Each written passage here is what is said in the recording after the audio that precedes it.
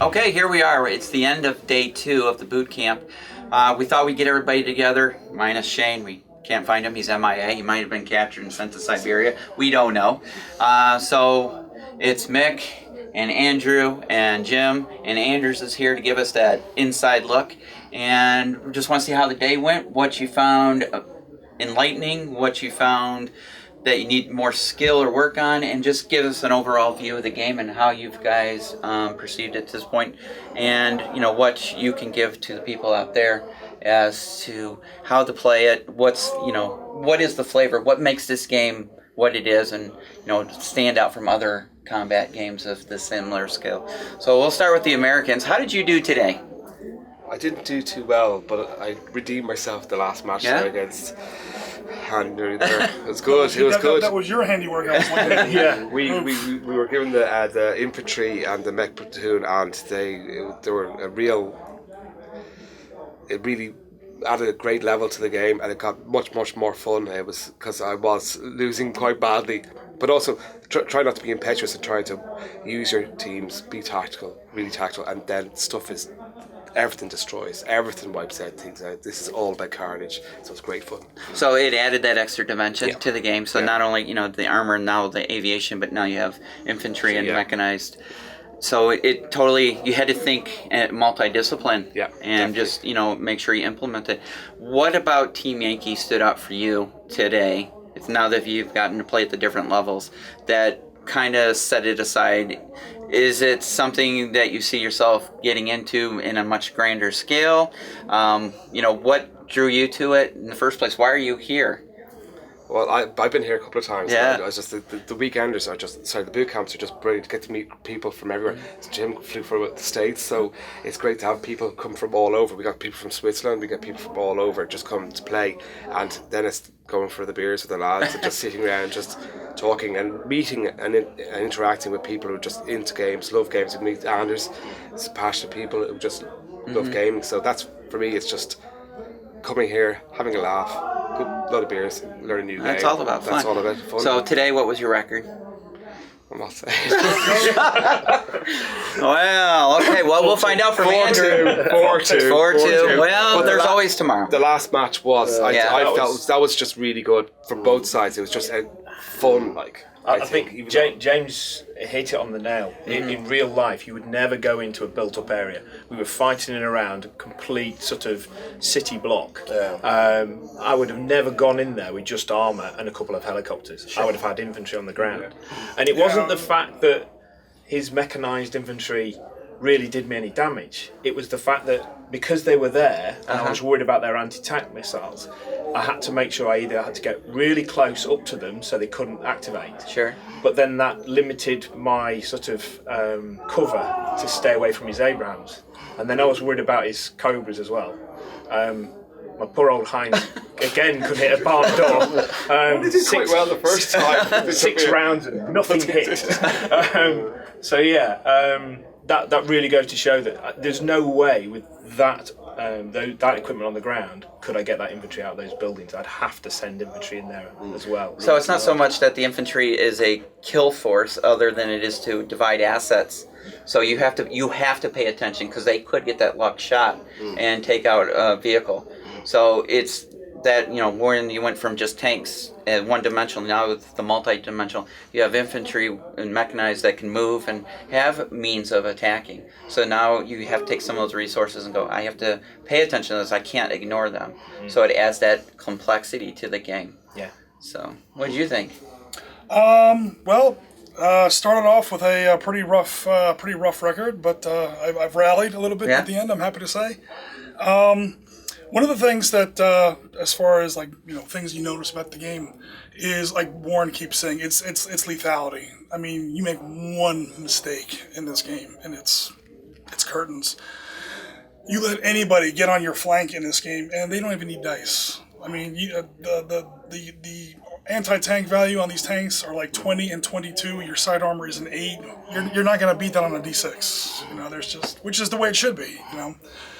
So positioning and facing becomes really important. Cover and terrain becomes really important. You can't really rely on your armor like in a World War II game. Like Warren keeps saying, you can't just roll out there in your King Tiger and say, "Well, I'll survive X amount of Sherman hits." No. So I've definitely started to get a little bit better at it. One of the things that really came through for me is, and I see this in really good games, and this definitely stands, as a high mark for Team Yankee, is when you try something that people actually do in the field, and that turns out to be the right answer. I've been playing with my Soviet Tank Company pretty much all day. Been trying different combinations of how to set up the platoons. Try it with 7 and 3. Try it with 9 and 4, or with 5 and 4. You know what? I'm gonna actually try it the way the actual Soviets do it. 3 platoons of 3 and a company commander. And guess what?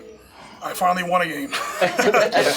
You get that extra tactical. So when and again with the, don't send armor into cities unsupported by infantry. I walked by the table. I mean, I didn't know it was your table. I walked by the table. I was like, who the hell did that? When the game gives you the right answer, independent of you trying to steer the game that way or anything, you take your hands off and the game gives you the right answer. That's a good game. Yeah. So that's definitely been my experience through the day.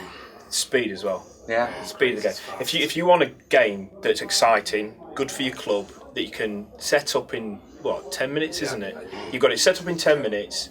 Once you've got the basics of the rules, I think the thing is here, you can go as deep into the rules as you want to. Mm-hmm. We have a really good game with the fundamentals rule we've got now. The dice, knowing what levels to score, your adds and subtractions are really simple to learn, and they're there on the cards, which is, I think I looked through the book probably 3 times in the first couple of games, and after that it's been down on the chair, haven't touched it, just looking at the cards. And that speed, I think we played probably 6 games. Longest game was about 45 minutes, wasn't it? Sounds great. The cards are huge. I think it's a huge nothing bonus, beats a game like having to open up a book, and you build these great tables with all this awesome terrain. Who wants to see a great big book in the middle of that? Right. So the cards are definitely a nice touch. So from your guys' point of view, and Anders, you can jump in on this. For somebody, if you're going to your club and you're going, I want to teach my friends how to play this game, it's going to be that easy for you to go, here, this is how you play it. We're going to pick it up, and you're going to be able to play a few games right away and get into it. And nobody's going to feel overwhelmed like you would with some games. So you're not going to feel overwhelmed by the rules. Yes. You just, I don't know if this is true for the American players, maybe. But if you're playing the Soviet player, be very careful. Use every dirty trick in the book, and don't get discouraged. Do not get discouraged. The one big game I've won today, I lost. Started off with 10 tanks, lost 5 of them in the first fire phase. That's like you throw your dice on the table when you walk out for a smoke. I would say, those last never 5 give tanks up. won the game. Those last 5 tanks did win the game. So always never give up in any war games, and Team Yankee is very much the same. If there is a chance to still go for it, you can have a chance to take the game. I think as having done a few of the walkthrough how different things work, and we started with the simple tank example, then we went for the helicopters, and then the infantry in the end, and the assault there. And it is a very straightforward game to go through and get out to people. And from what I've seen, it's been easy for people to pick up and straight go into it. And actually they many times went further ahead than we have started to teach them, basically. And so we've seen infantry coming in there, and assaults. I heard talk of minefields. Some people borrowed the airplanes I took with me from Battlefront to have some fixed wing airstrikes and stuff like that. So we haven't even covered fixed wing yet. No. So there's still the A-10s, to talk about. And but most rules in Team Yankee is a paragraph or a page at the most. The assault rules, which is almost invariably in any kind of miniature games, the most complex is about 4 pages, and then you're done, basically. So it is, for that reason alone, it's a very, very nice game to take up and start gaming in. It's not as scary for new players to get into as many of our other games that we see. I think it's been well thought out. I like the cards. The models are looking really good. Everybody's been seeming to have a really good time playing it. And, I haven't seen a lot of people really getting hung up on a certain issue. And it's flowing real well. You can tell me if you feel different. But it's a pretty exciting game tomorrow. we're gonna pick it up and gonna do some scenarios tomorrow. Yeah, we're gonna go into a little bit more of the scenarios with the objectives and the different setups, reserves, ambushes, all that kind of stuff, because that brings a very important new dynamic to the games.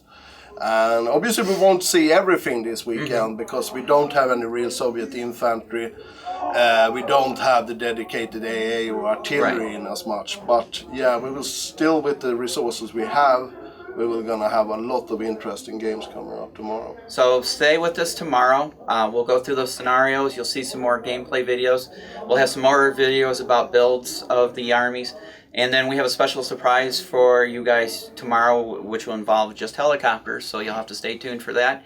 And just keep watching us. We'll finish up tomorrow. And keep watching us on the Beast of War site, because if you comment on these videos, you have the possibility of winning a 2-player starter set to include 2 rule books, which are awesome, by the way, and a Soviet starter set and an American starter set. So keep watching.